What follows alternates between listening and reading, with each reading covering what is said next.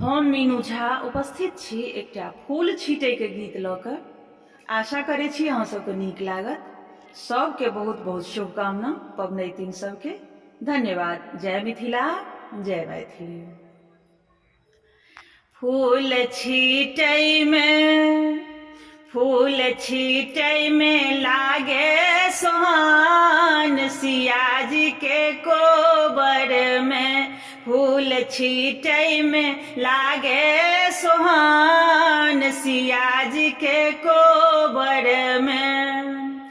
सियाजी के कोबर में, रघुवर के कोबर में, सियाजी के कोबर में, रघुवर के कोबर में फूल छीटै में लागे सोहान, सियाजी के कोबर में।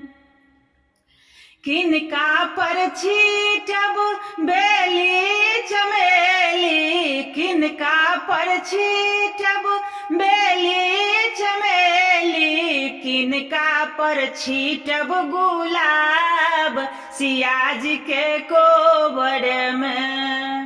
किनका चढ़ायब गुलाब, सियाजी के कोबर में फूल छीटै में लागे सोहान, सियाजी के कोबर में।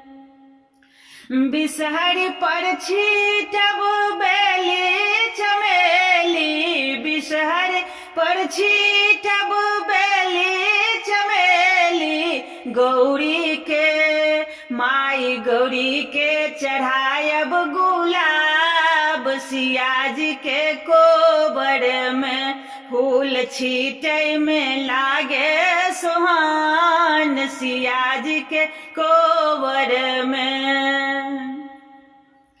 बिसहरी से मांगब अन्न धन लक्ष्मी, बिसहरी से मांगब अन्न धन लक्ष्मी, गौरी से माई गौरी सो मांगब सोहाग, सियाजी के कोबर में माई गौरी सो मांगब सोहाग, सियाजी के कोबर में फूल छीटै में लागे सोहान, सियाजी के कोबर में।